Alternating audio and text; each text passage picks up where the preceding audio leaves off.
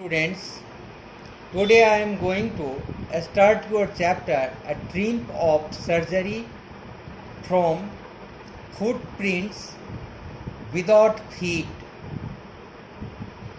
In this story, Tricky is a small dog, is pampered by his rich mistress. She overfeeds him and he falls seriously ill. Does the veterinary surgeon perform an operation? Does the dog recover? तो इस story में tricky एक छोटा सा कुत्ता है। उसके अमीर मालकिन उससे बहुत ज़्यादा लाड प्यार करती हैं और बहुत ज़्यादा खाना खिलाती हैं, जिस वजह से वह काफ़ी बीमार पड़ जाता है और उसकी मालकिन उसे एक वेटरिनरी डॉक्टर के पास भी ले जाती हैं। लेकिन बाद में जब हम लोग पढ़ेंगे कि क्या वे डॉक्टर कोई ऑपरेशन करते हैं, कुत्ता क्या सही ढंग से रिकवर कर पाता है, वह ठीक हो पाता है। Why is Mrs. Pumphrey worried about Tricky? Tricky के लिए उनको इतना ज़्यादा चिंता क्यों है, वे इतना ज़्यादा व्याकुल क्यों हैं? What does she do to help him? उसकी मदद के लिए वे क्या करती हैं? Is she wise in this? Who is the I in this story? इस कहानी में I कौन है? इन सब को आगे पढ़िए स्टोरी में तो पता चलेगा। I was really worried about Tricky this time. I had pulled up my car when I saw him in the street with his mistress, and I was shocked at his appearance. तो यहाँ पर आई जो कि speaker हैं, उनको tricky को देख करके वे काफ़ी चिंतित हुए। रास्ते में उसे देख करके अपने कार को रोके, जो कि वहाँ पर अपनी मालकिन के साथ वह ट्रिकी नज़र में आया। इसे देख करके वे काफ़ी अचंभित थे। He had become hugely fat, like a bloated sausage with a leg at each corner. His eyes bloodshot and Yumi stared straight ahead, and his tongue lolled from his jaws. Mrs. Pumphrey hastened to explain. He was so listless, Mr. Harriot.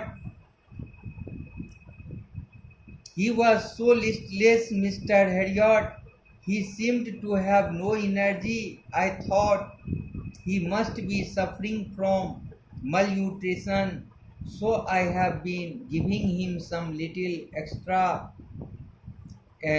extras between meals to build him up.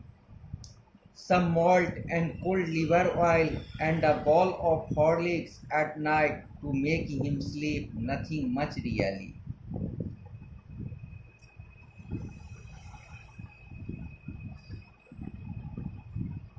तो मालकिन के साथ tricky को देख करके speaker जब अपनी car को रोक लिए। तो उसे देख कर के उन्हें, उसकी स्थिति को देखकर उन्हें काफ़ी दुख हुआ। वह काफ़ी मोटा हो चुका था, काफ़ी फूला हुआ कबाब की तरह, जिसके चार कोनों पर चार टांगें दिखाई देती थी, उस तरह से नज़र आ रहा था। उसकी आंखें रक्त के समान लाल थी और उसके आंखों से पानी भी बह रहा था। तो वह बिल्कुल सामने देख रहा था और उसकी जीभ जबड़े से बाहर लटक रही थी।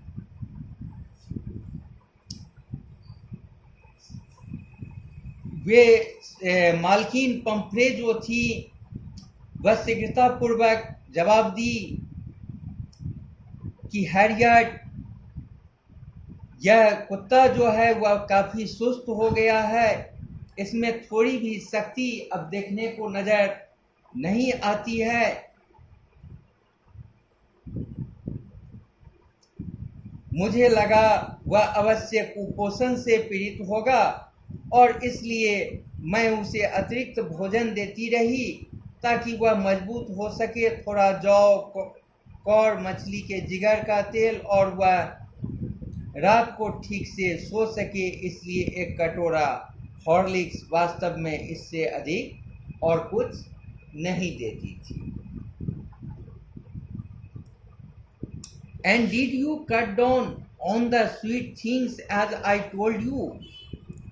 Oh, I did for a bit, but he seemed to be so weak I had to relent.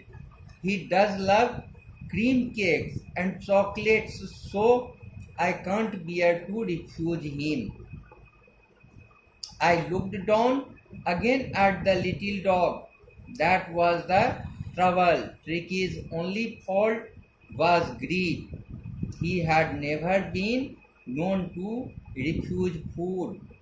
He would tackle a meal at any hour of the day or night, and I wondered about all the things Mrs. Pumphrey hadn't mentioned.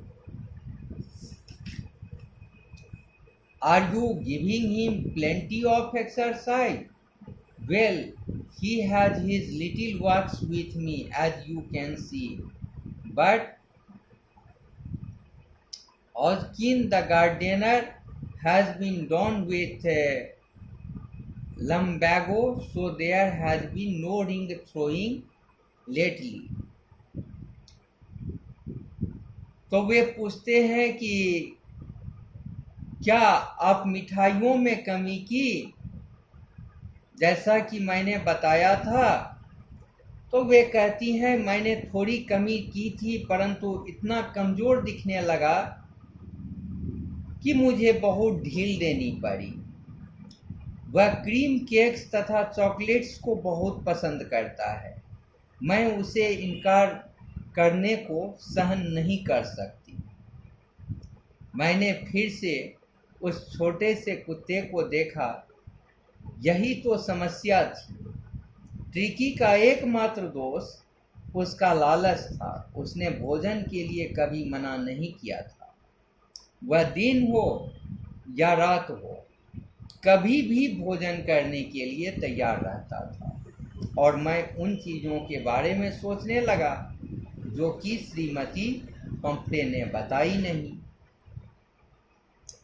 तो क्या आप उससे भरपूर व्यायाम कराती हैं?